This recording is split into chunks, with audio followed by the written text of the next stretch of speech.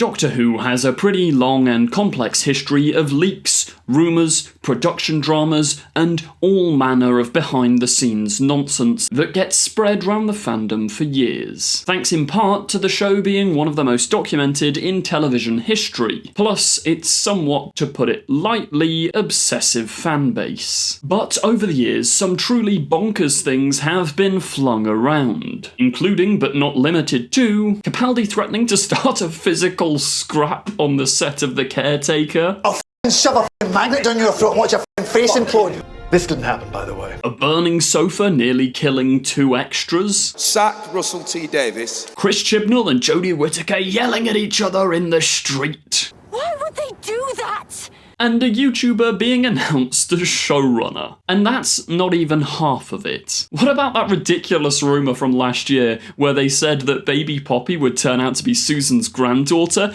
and that Billie Piper would come back to play the Doctor?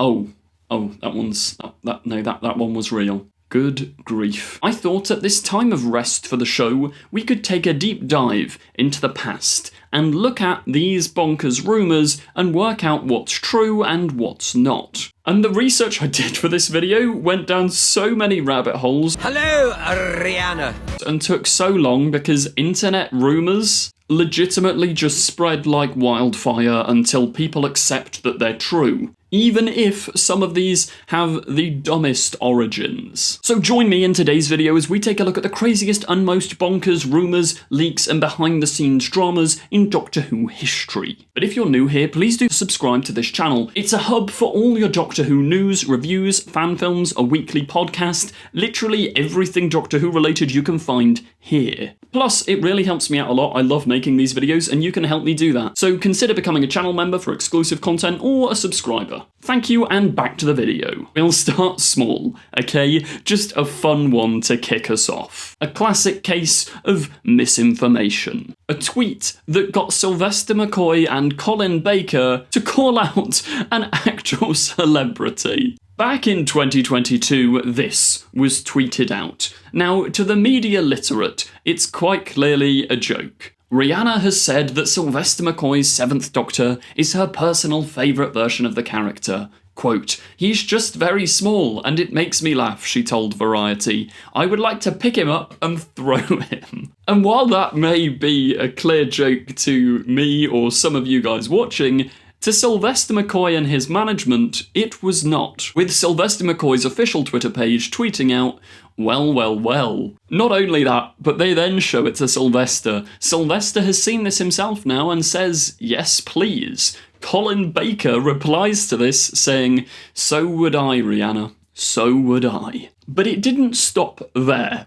It got to the point where Sylvester McCoy, on the set of a new movie, recorded a message to Rihanna. I'd love to play you the message in its entirety, but it's kind of become lost media now because when it was all uncovered that this obviously was not true, Sylvester McCoy quickly deleted his tweets. There is actually a version of the video on TikTok which I can't play here because they put copyrighted music behind it, one of Rihanna's songs. Rihanna, I'd like to hold you.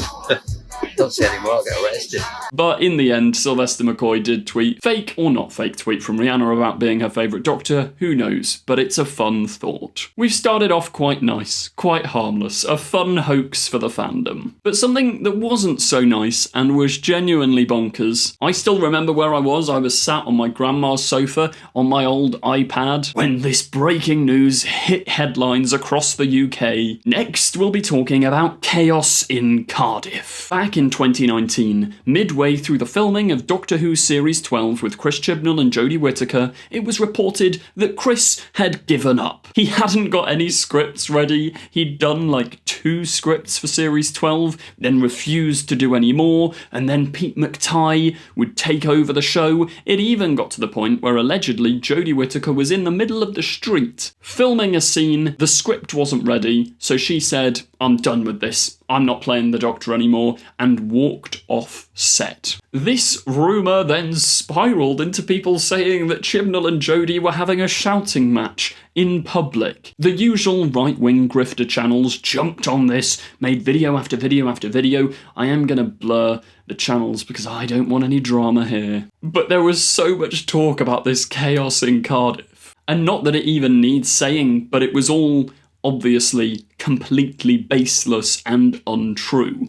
Sure, maybe the tiniest element of truth was that Doctor Who was running behind on production and scripts. Yeah. But there was no big drama. Jodie didn't storm off set. That's the least Jodie-like thing I've ever heard. It got so big, in fact, that both Chibnall and Whittaker actually went to the papers and talked about how bonkers this scenario was. Chibnall tells Newsweek, "I didn't know about it. Somebody told me about 6 weeks after it happened, and you just have to laugh." He says that somewhere within the Series 12 footage after they'd heard about this, Jodie Whittaker's reaction was actually recorded on camera, where she read it, and they even filmed a little outtake, which I hope one day gets released, but they filmed an outtake where the camera whip pans to Jodie and she goes, "Nope, still here." And Whittaker then went on to joke that, "I wish I knew I could just walk off a night shoot." What a wild time. There was probably chaos in Cardiff, but nothing like that. Next up is a very infamous one which I have actually mentioned on this channel before, and it wasn't until recently that we knew the truth behind the matter.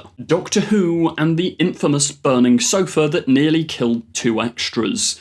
That actually sounds like a fantastic Target novel. But the rumour went that back on the filming of Rose in 2005, when they were doing all the big Auton stuff, we know for a fact that there was a bunch of cut footage. We know for a fact that they were running overtime, and there was drama behind the scenes. I mean, we've heard Christopher Eccleston very vocally talk about his dislike for the production of Doctor Who in 2005. Sack Russell T Davies. But for years, there was this persistent rumour passed on within the fandom that a burning sofa was hurled at 2 extras and nearly killed them. And people say that that is one of the reasons that Eccleston was so angry with production, because they didn't care about extras. Then in around 2018, I remember on Twitter, a photo surfaced of the burning sofa, and everyone was like, "Oh my god, it must be true." And I think that's a classic case of people merging loads of different stories. Because in a recent video from Paul Masters, who I have actually recommended to you guys before on this channel, he's got some banger Doctor Who videos up, but he actually attended the filming of Rose in 2005.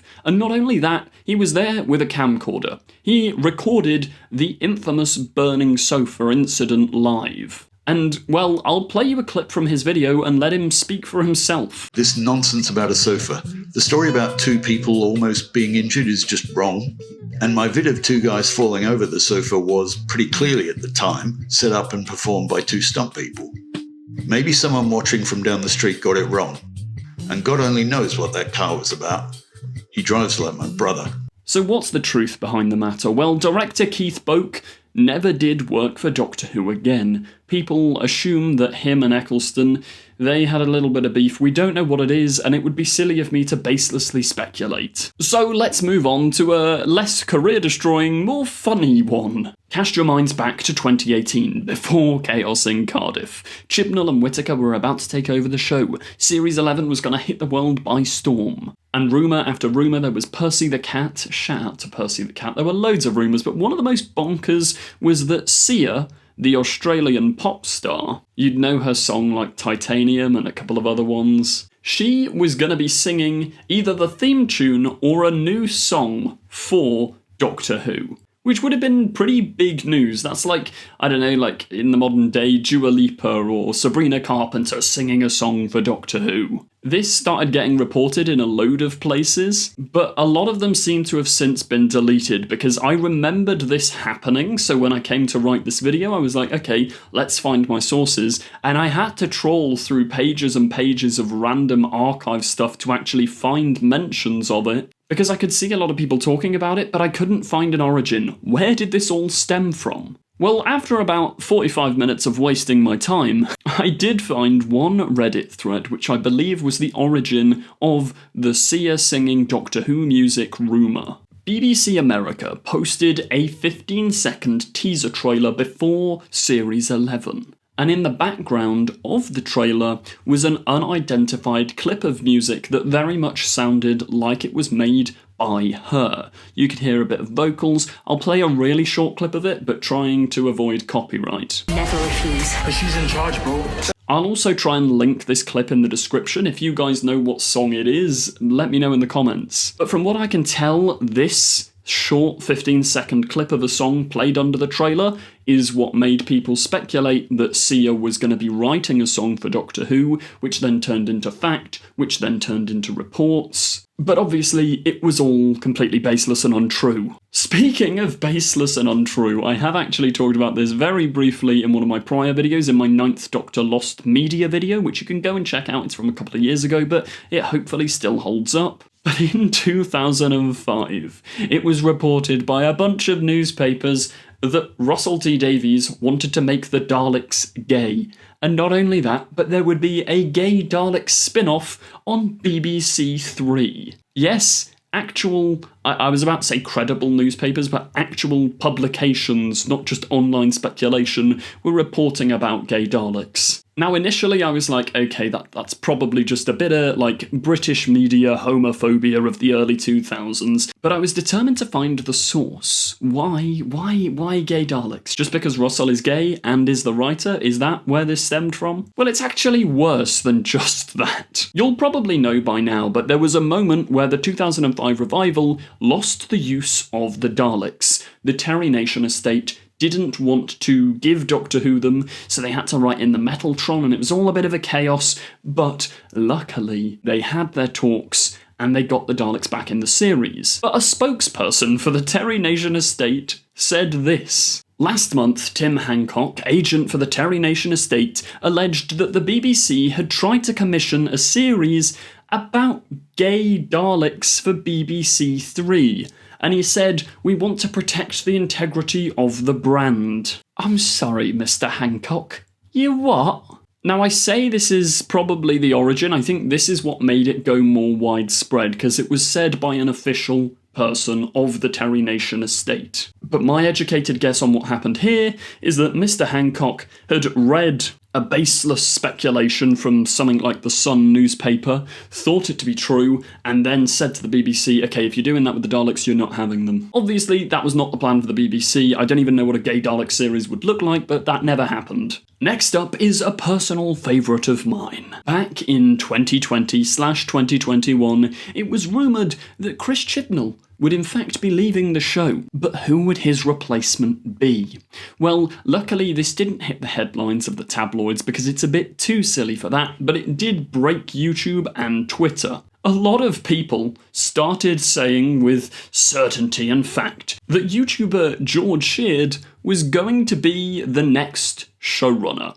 Now, for those of you who don't know George, he's great. He's actually working on a short film thing at the moment. You should go and check that out. But he is just a guy who makes Doctor Who videos. I think in 2021, he'd only been out of university for like a couple of months, or he might have even been in third year of university. And these YouTubers were reporting that he was going to take over Doctor Who. It then spread into becoming quite a meme. I referenced it in my showrunner video. And then I will not mention the names of some of these channels because they were not happy and they may not be happy with this video. But yeah, I got tweeted some aggressive things in the DMs for mocking their reporting. This also reminds me of this time last year when somebody had minorly leaked that Tharies would be in Doctor Who last year, and everyone started piecing together thinking that me and Tharies were going to be the fans in Lux, and I just kept getting comments going, are you in Doctor Who? Are you in Doctor Who? And I was like, I'm not in Doctor Who, and they were like, that's exactly what someone in Doctor Who would say. And the funny thing was, the whole time,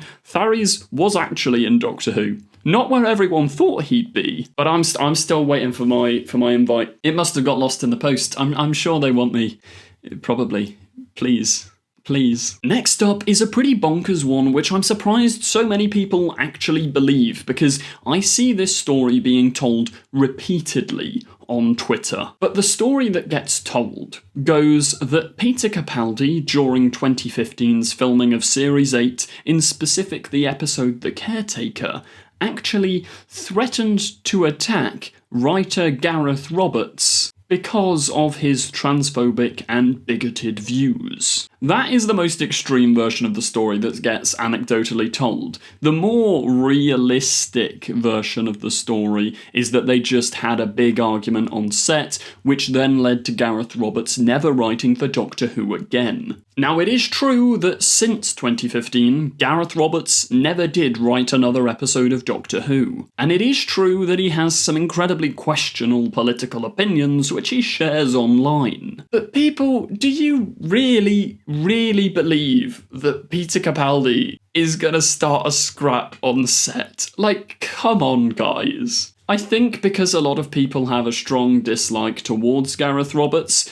they like to imagine that it happened even if the truth isn't that. What is true, though, is that Gareth Roberts in 2015 and during Series 9 and Series 10 was tweeting a lot of unkind things about Moffat and Capaldi, so there definitely was something behind the scenes. Complete speculation on my part, but I wonder if it's because Moffat rewrote a lot of his script, because there is a deleted tweet which I can't actually find, so do take this with a pinch of salt, but allegedly there was a deleted tweet where Roberts said Moffat really rewrote The Caretaker and he wasn't happy with it. We also know from many interviews that Russell used to rewrite a lot of his old episodes anyway, so maybe Roberts got fed up with that and there was a little bit of drama there. I also remember him slagging off Thin Ice when that aired. He was tweeting out like, oh, what an original story, like we haven't seen that before. But I think it's pretty safe to say that Capaldi never threatened anybody on the set of Doctor Who, and there was not this big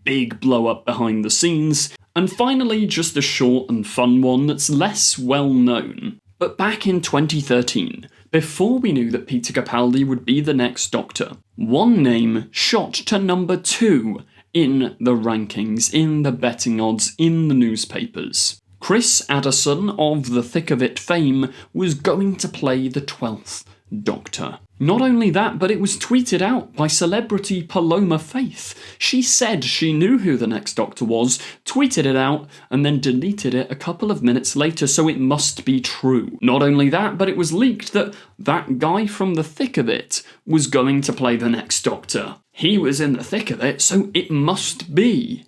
But it turns out this was all an elaborate hoax orchestrated by Addison himself. I'll let him tell some of the story in an interview from 2015. When there's going to be a new Doctor, they lock down everything. Yeah. So any little sliver of half-truth gets blown out of proportion. So Paloma Faith, to tweet to her however many gazillion followers, a friend who works on Doctor Who says, next one's Chris Addison. Wow. And then delete it 5 minutes later. Right, but that was enough. Clever. And within 2 days, I was at the top of the odds in Ladbroke. But yeah, he got Paloma to tweet that out, then delete it, because he knew the media firestorm it would create, which, honestly, kind of iconic. That's really quite funny. Come on, guys, let's get more of this going in the future of Doctor Who. I like when there's so many leaks that you can't tell what the truth is. Let's go back to those days. But that's it for this video. I think I might do a part 2. Do let me know in the comments if you want a part 2. And if you've got any suggestions of stories you'd like me to research, or rumours you remember hearing, or rumours I mentioned in this video that I didn't elaborate on, let me know those in the comments section as well, and I'll include them in part 2. If you haven't already, please do consider subscribing. It really helps me out a lot and it allows me to keep making these Doctor Who videos for all of you guys at home. Check out channel memberships or Patreon if that's your kind of thing for more Doctor Who content and early access to new videos. Thank you, really appreciate it. Cheers, see you in the next one, and goodbye. Don't forget to click below and subscribe to the official Confused Adipose YouTube channel. I will destroy you. She's not seen a single episode. I've watched your episodes. Keep these sonic screwdrivers. What else am I saying about the film? Don't watch this one.